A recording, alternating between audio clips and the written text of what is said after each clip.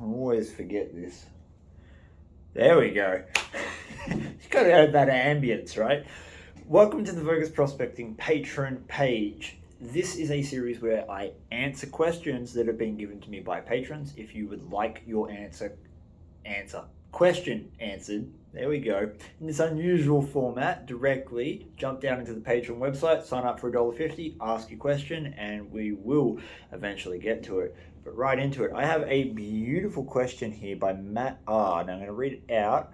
Matt says, "Hi, I was just wondering how and what records do you keep on places you have found? Do you use any software, maps, etc.?" Well, Matt, I think that is a brilliant question because it's something I struggled with for a great number of years, both in my research and my own personal records. And I had to really sit with your question for a little while and think about the course of action that I've taken.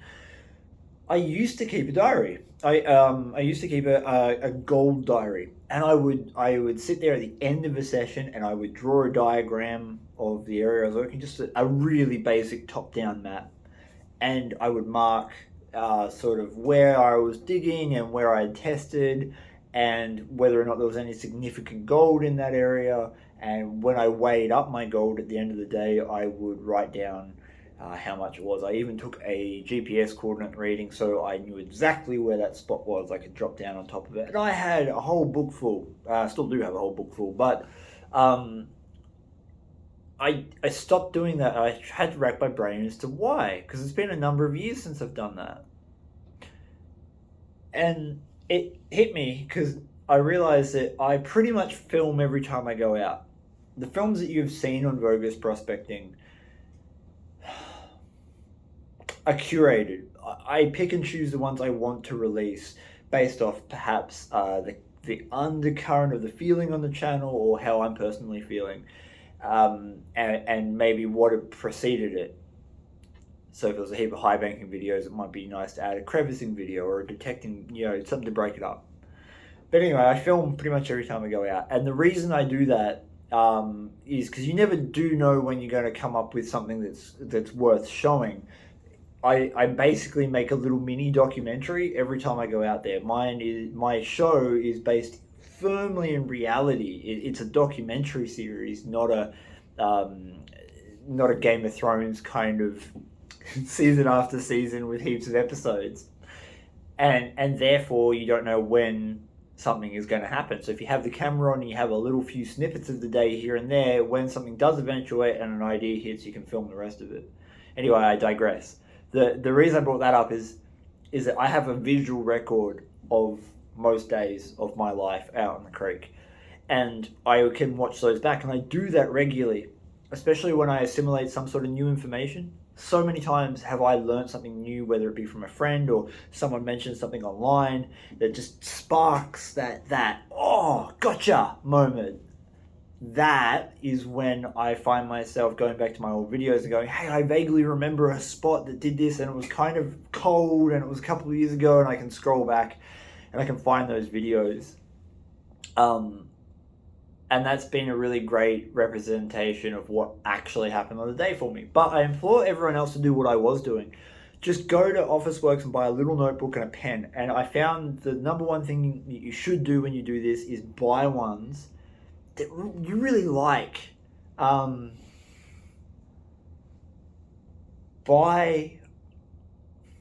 This goes for gold prospecting stuff as well. I know there's some pauses in this video, but I really want to get this articulated right. Almost all gold prospecting equipment, and this goes for a lot of other things in your life, almost all gold prospecting equipment will work equally as well as each other. So yeah, it's like Dream Mat's got many advantages over, say, Gold Hog matting, but Gold Hog matting has a few advantages over Dream Mat, and they both fit in different sluice boxes made from different people.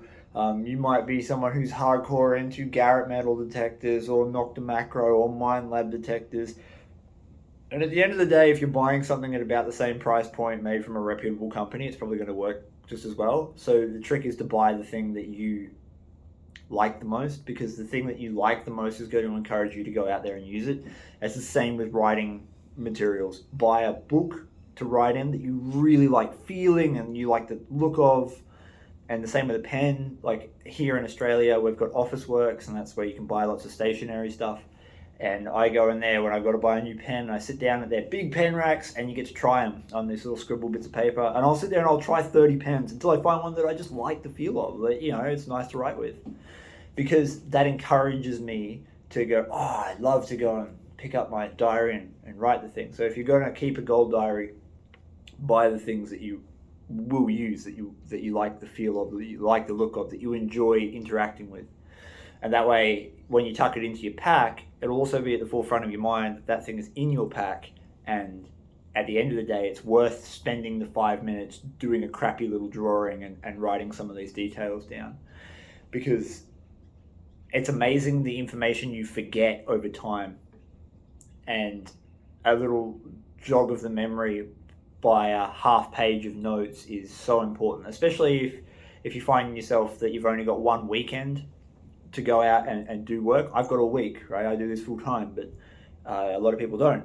And if you get out there and you've had a hard week at work, you might forget some of the really important little details that you learned the other week. So like what color the clay was that the good gold was sitting in, or whether or not it was coming off runoff on the walls, or any of the little notes that you could write down. So that's what I used to do, write notes, details about the situation that I had that day.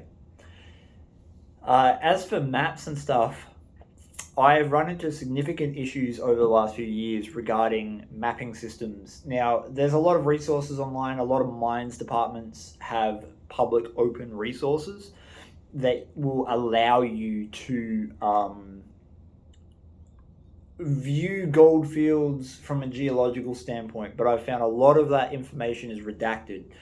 And for obvious reasons, there's a lot of exploration companies, there is a lot of state interest, blah, blah, blah, in gold. And therefore they take away things like the ppm or the parts per million for the gold total. So a company will go out and do all these drilling and all this sampling from right across a gold field, and they'll work out the parts per million. That's what, on shows like Gold Rush, that's what they're looking at, is they might drop a drill hole and they get, I don't know, 100 ppm. That'd be a really good ppm.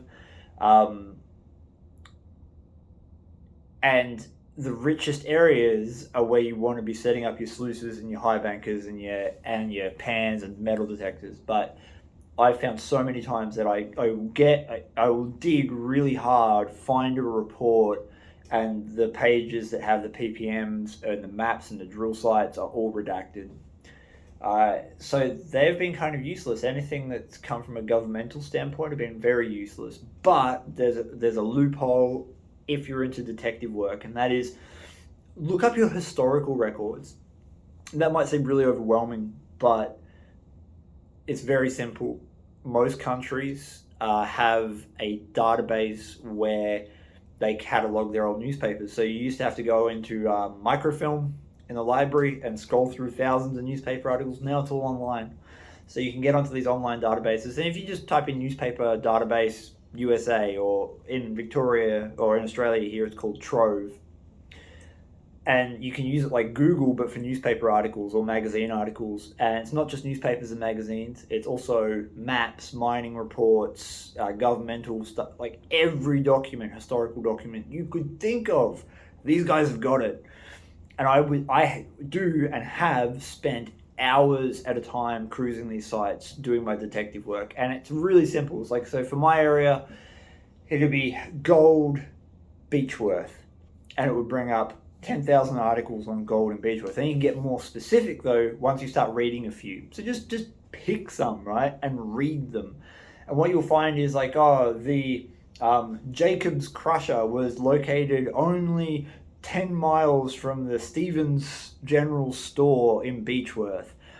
That gives you your point. Okay, there's a crusher that's 10 miles as the crow flies towards such and such town from the Stevens store. So where was the Stevens store? Then you would type into the Trove thing or your newspaper database, Stevens store, Beechworth. And usually the articles are dated, so you can really hone down. It's all about doing that detective work. So once you find the store, you can go, okay, it's 10 miles, and you can literally get on Google Maps, put in 10-mile radius, and it will give you a rough idea of where it might be, and then you can start hunting it down from other clues that might be in there. Oh, it was located in such and such gully, or there might be another bearing that it gives you. So many times we've found it because of bearings, and don't give up if it doesn't give it to you straight away. More often than not, we've had Steve did really good investigatory work on a incredibly rich mine. 46, I think it was, might have been 48 ounces per ton of ore. Ridiculously rich. It was so rich they were willing to put it in a cart and transport it some 50 kilometers to the state battery. And to find that mine, it was like, oh, it's very easy to find because it was near this such and such place. But this such and such place doesn't exist anymore. So everyone back in the 1880s would have known where it was, but we don't know where it is now. The town doesn't even exist. But it was near this other mine, which was near this other mine, which was near this other mine, which was near another mine, which we knew where that one was because of previous research. And so you can link it all back together. Sometimes these sites will have parish maps. Parish maps are incredibly important for the research phase, just for the same reason I said at the start. It'll list store names and street names that may or may not exist anymore, or may not have changed location. And those parish maps can help you work out where things are in relation to where everything is in the modern times. So I use a combination mostly of in-field work, and if I want to get a general area, I use online historic databases. That's the easiest way to do it. Well, I hope that answers your question. And I've got another one coming up for Rebecca asking about hive anchors. I really want to do that because we just got a new hive anchor in. It's a monster, and I can't wait to share that with you. So I want to be going over all of that with you guys, and I'll share some thoughts and opinions on Rebecca's question in the very near future.